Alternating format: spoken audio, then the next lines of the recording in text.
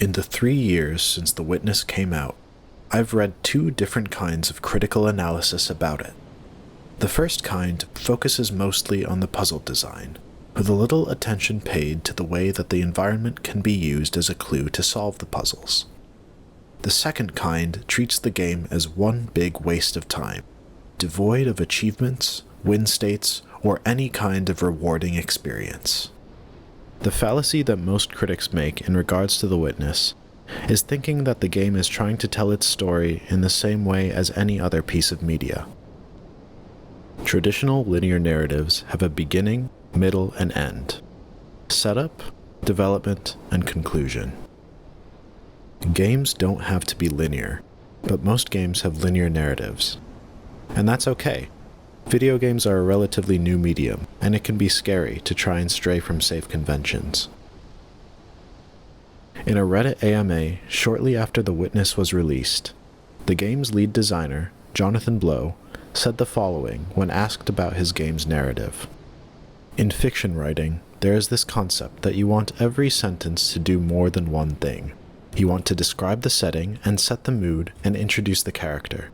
You want to say what happened and show how a character feels about it and foreshadow a later consequence. For some reason, game designers never got this memo. What I hope to explain over the course of this series is not how The Witness wordlessly teaches the player how to play it. I leave that to other critiques. What I want to show you is how the game is designed to illustrate the ideas that inform the puzzles themselves.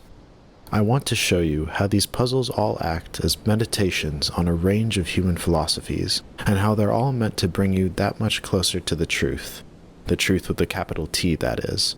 But I also want to show you how the entire experience knowingly fails to do any of that. I realize that that's a bold claim, and it's going to take a while to explain it all.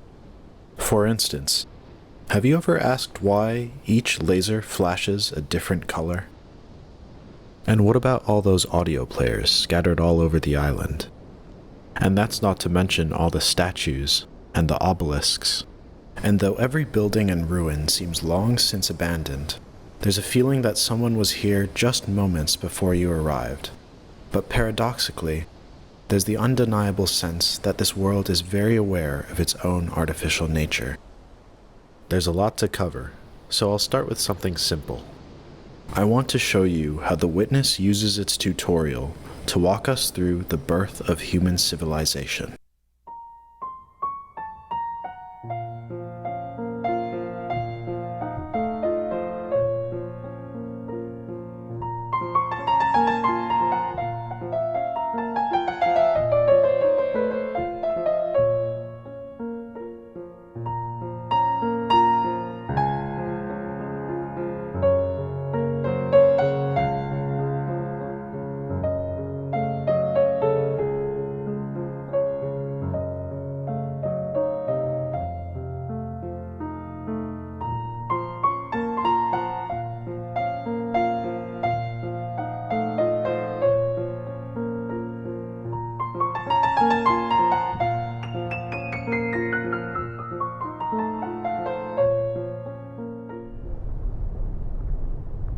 As all humans must, you begin in darkness.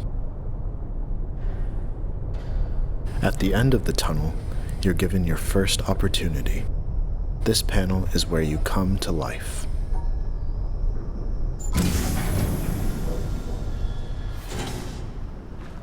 This panel is where you prove it.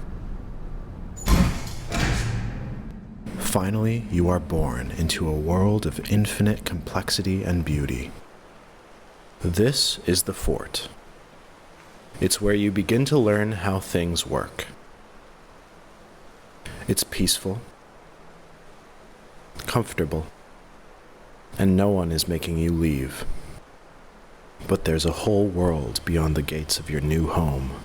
You could remain cozy and ignorant within these walls, or you could get out there and challenge yourself. But you'll never leave the fort until you find your agency. Which brings us back to these panels. Drawing lines on panels is the only way that you can interact with anything in The Witness. The first thing they teach you is that everything that begins has an end. Everything, that is, but the variety of human thought. There are so many branches you will never go down. Sometimes you don't know where to start. Sometimes you don't know where your idea will take you.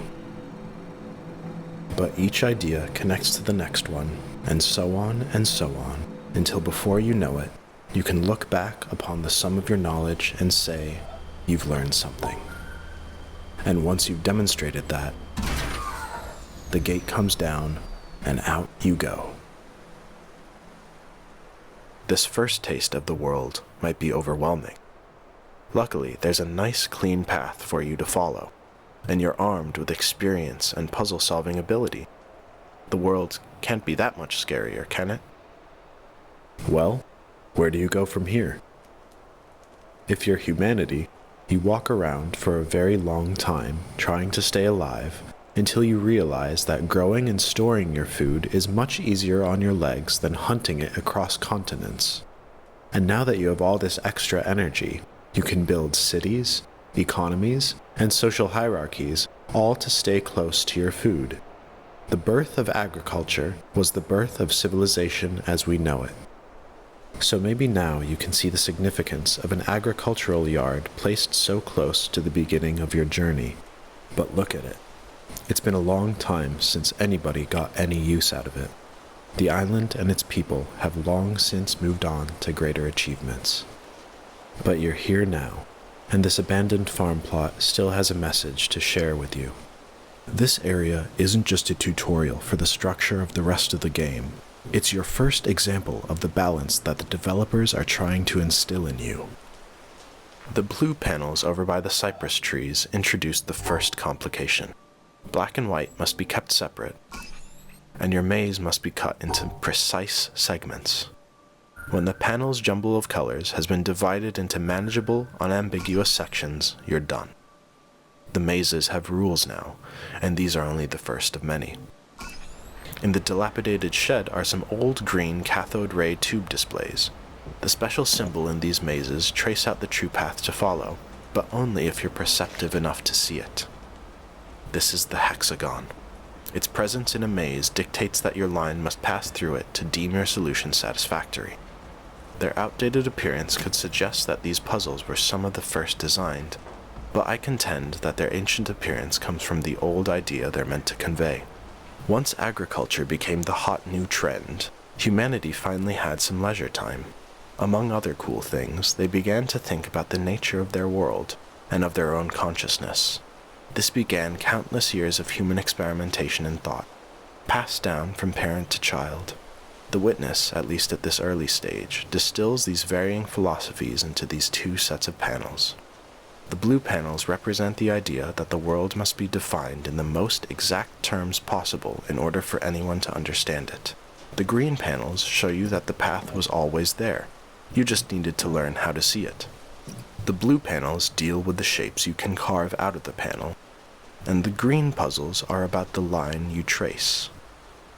We can think of the blue glass panels representing modern Western scientific thought, and the green cathode ray panels represent an ancient, less definable school of thought, one first cultivated out among the trees. Does this seem like too much of a stretch to you? It's actually spelled out for you in the audio player that you can find just underneath the blue panels. The physicist Wolfgang Pauli once spoke of two limiting conceptions, both of which have been extraordinarily fruitful in the history of human thought, although no genuine reality corresponds to them.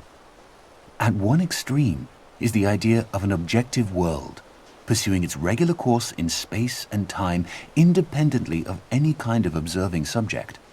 This has been the guiding image of modern science. At the other extreme is the idea of a subject, mystically experiencing the unity of the world and no longer confronted by an object or by any objective world. This has been the guiding image of Asian mysticism. Our thinking moves somewhere in the middle, between these two limiting conceptions.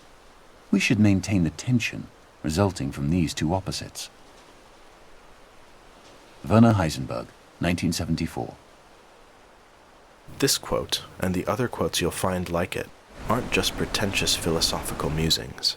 The design of each distinct area on the island and the puzzles found in them are directly inspired by the concepts discussed in each nearby quote. Here, the blue panels represent the objective world, defined by external, quantifiable physical forces, and the green panels stand for the subjective world that Heisenberg alludes to, where the subject's experiences are entirely through their own path of perception. And notice how the blue panels are placed just before a grove of trees, and how the green panels are placed inside of a man-made wooden shed. Each side contains a small portion of the other, just like a yin-yang. Every area on the island is a manifestation of a different spiritual or scientific philosophy, and many of them are represented by a different color. A whole spectrum of human thought colors the island's topography like a painter's palette, and as such, they are usually presented as a mix of conflicting ideas. The next two areas that I will compare each present their own unique thesis. Down the path that's guided you so far, you'll find a slot canyon that leads to a glass factory, but there's another branch in the path that's been overtaken by grass. That leads to those bright pink trees down there. But you don't have to. The Witness does not tell you what to learn next. The entire island has been yours to explore since that last and only barrier came down. The game asked you to teach yourself how to learn so that you could continue to learn.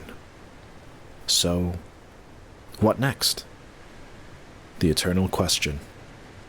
How do you want to live your life? Do you use logic, reason, and the facts in front of your eyes? Or do you simply let go and allow yourself to see the true path that the universe has already laid out for you? This dilemma might be too much for you. If you return to your former place of comfort, the fort, you can find a way to stand on its battlements. The garden seems so much smaller from up here.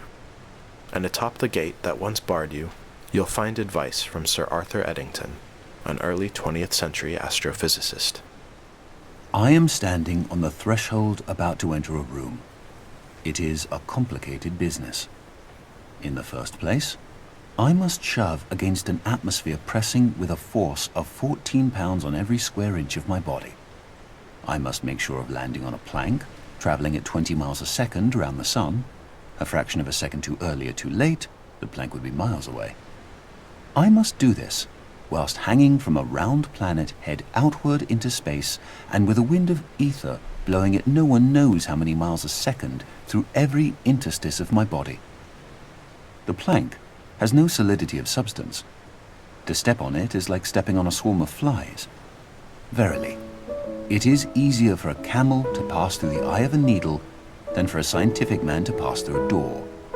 And whether the door be barn door or church door, it might be wiser that he should consent to be an ordinary man and walk in, rather than wait till all the difficulties involved in a really scientific ingress are resolved.